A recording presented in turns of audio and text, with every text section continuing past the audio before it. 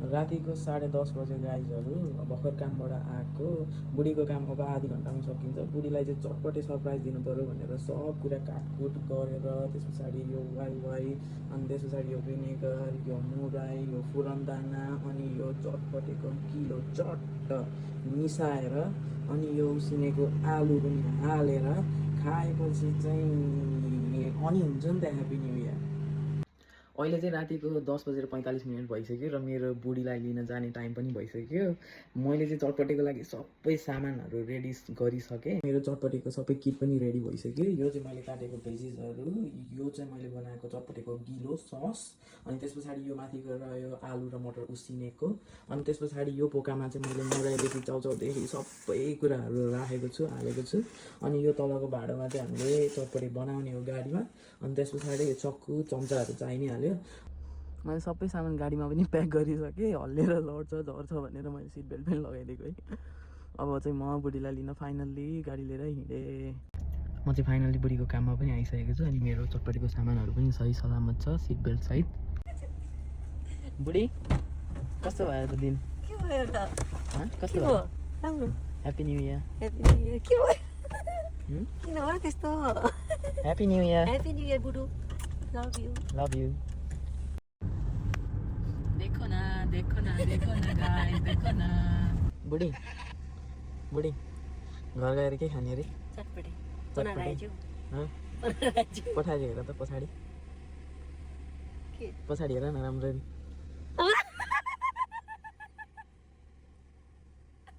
Happy new year. Happy new year. Thank you.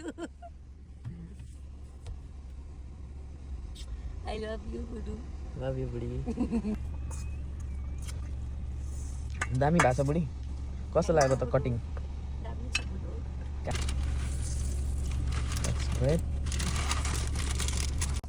आफ्नो बुढीलाई खुसी बनाउन खासै धेरै चाहिँ केही गर्नु पर्दैन होइन। कहिलेकाहीँ यसरी नै चटपटे सरप्राइज दियो भने पनि धेरै खुसी हुन्छन् क्या आफ्नो बुढीहरू चाहिँ। चटपटे भनेको चाहिँ गिलो हुन्छ होइन त बुढी? सुक्खा त झालमुरी हो झालमुरी। कस्तो लाग्यो बुढी? एकदम मिठो मिठो मिठो मिठो मिठो मिठो मिठो।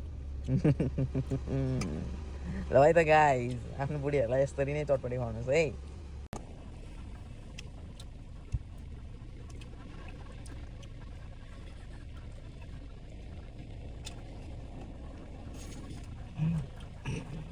मैले आज किन यति सबै गरेको मैले कसैलाई पनि हामी मिस गर्छौँ नि त। मिस गरिन्छ नि त, फ्यामिली मिस गरिन्छ, साथी मिस गरिन्छ होइन, सबै कुराहरू मिस गरिन्छ नि त। अब यहाँ त पनि छैन नि त। त्यही भएर तिम्रो साथी पनि नआइ, तिम्रो फ्यामिली पनि नआइ, तिमीलाई खुसी भयो थ्याङ्क यू बुढु। म त्यही सोचिरहेको आज नेपाली पनि न्यु इयर पनि आएको छ कि भन्ने सोचिरहेको नि त। मैले यस्तो गर्छु भनेर सोचेको थियो त। गर्दिनँ मैले यस्तो कस्तो सरप्राइज दिन आउँदैन। म सिक्छु ल बुढी। के एक्सपेक्टेसन नराखेर पायो भने नि खुसी हुन्छ नि त धेरै। अब यो अनि मैले एक्सपेक्टेसन राखेको थिएँ केही न केही मैले नगरेको नगरेको भए कस्तो लाग्थ्यो, नराम्रो लाग्थ्यो। आफ्नो मान्छेलाई खुसी बनाउनुको लागि निन्द्रा पनि त्याग्नुपर्छ। म एउटा कुरा भन्छु ल, मलाई के लाग्छ भने हामी कस्तो साथीहरूलाई रमाइलो गर्नको लागि होइन,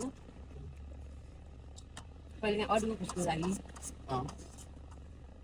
पार्टीमा जान्छौँ, डे एन्ड नाइट्स बिताउँछौँ। तर यसरी एकअर्काको लागि यसरी बिताउँदैनौँ नि त खासै होइन। यस्तो एकअर्काको लागि भनेर आज ल रेन्डम बसौँ खाऊँ भन्ने खासै त्यस्तो गरिँदैन नि। भोलि काम छ भने लाइक भोलि के रेस्पोन्सिबिलिटी छ भने। तर अब साथीहरूसँग भेटाएर त्यो त गरिन्छ नि त। फेरि साथीसँग रातभरि टाइम स्पेन्ड गरेर नसुतिकन काम गरेको पनि छ नि। बुढाबुढीले रातभरि नसुतिकन टाइम स्पेन्ड गरेको भनेको झगडा गरेर मात्र हो है। अफकोर्स बर्थडेमा पनि गरिन्छ। भनौँ चाहिँ फ्यु सर्कमस्टान्स फ्यु टाइम्स मात्रै हुन्छ त्यस्तो गरिन्छ। तर at the end of the day सबैभन्दा इम्पोर्टेन्ट त मेरो लागि तिमी, तिम्रो लागि म त होइन। 12 बजी यो भिडियो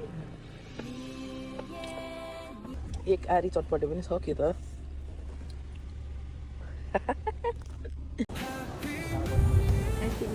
ह्याप्पी न्यू इयर बुढी